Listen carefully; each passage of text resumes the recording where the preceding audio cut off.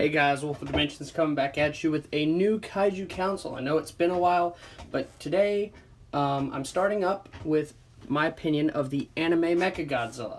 Now there's been a lot of controversy over his design, especially how his head looks, how his face looks, and I'm going to dive into that. I'm also going to talk about some of the other Mechagodzilla designs, my opinions on them, and in general which one I think is the best. But the focus of this video, of course, is the new anime Mechagodzilla. And honestly, it reminds me of something that came from Godzilla the Animated Series.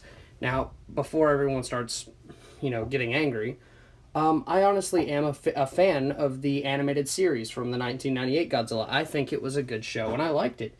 And I think it paid more homage to Godzilla itself. But enough about that. This is the new design. We got this through a figure. That's all I know. This is an early Bandai figure, I think. And honestly, I think besides the head, I think it's a really good design. I think that if you take out the pincers or whatever, and put a mouth, I think it'd be a really lovely design. I like it's really it's really an anime work piece. You can tell. It looks like it came straight out from a manga, and I think that's a good design for a Godzilla monster, because that's something up until now Godzilla's never been portrayed in. And I never really understood how Godzilla couldn't have had an anime with how popular he is in Japan, whether you're an anime fan or not.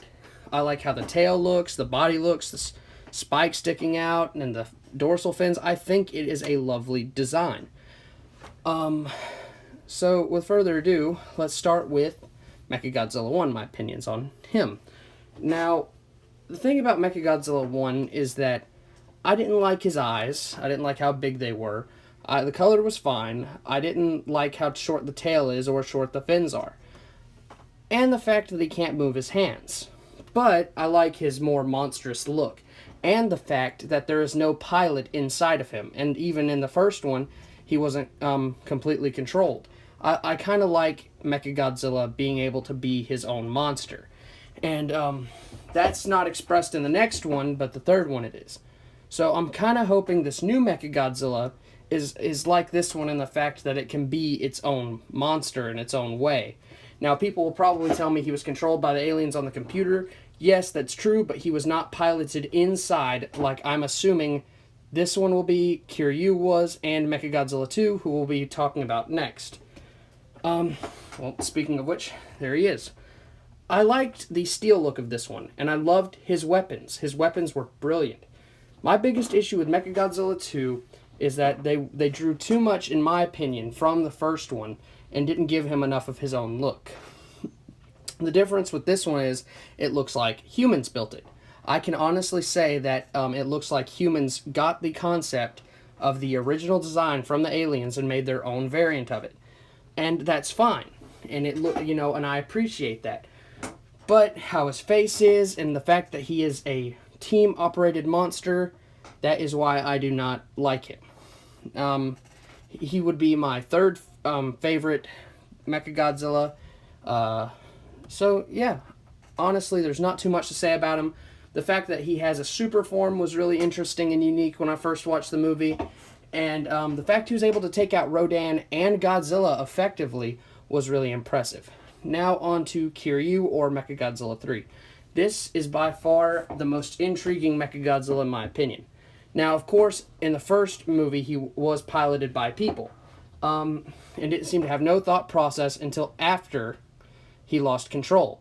The fact that the original Godzilla's bones are in his body and that he has his own form of consciousness, I love. It is, to me, the most symbolic out of all three. The first one trying to ruin humanity with the image of Godzilla, and this one showing that the original Godzilla has become a former shell of what he was, and bent by humanity, just like a nuclear weapon would be. So I think it plays very nicely. So honestly, I love Kiryu. I think his balances between the people he's been with and stuff like that, and I love his weapons. I think his design is perfect. It looks just like a Godzilla would. Now here's all of them together. So you can see he's really changed over time. I think it's like you can see how much of a gradual process it was from the first one to the second one to the third one to now this one. I think that it all fits. I think, you see an evolution, a stage of where he's a more basic design, and I'd have to say that Kiryu is my favorite overall. So where does that leave us off with the new one? Well, overall, I think that he's not my favorite, of course, but I'd put him above Mechagodzilla 2. Maybe, or even time with Mechagodzilla 2, for the simple differences that I just nitpick.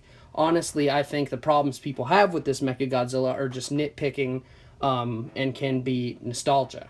And I'm not saying there's anything wrong with that, but I think that with an anime about Godzilla, there's so many crazy concepts we already have to accept that I think this is a trivial change in the course of the lore.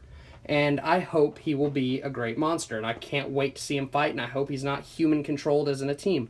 I haven't seen this movie yet, but I'm hoping to. So, guys, thanks for watching.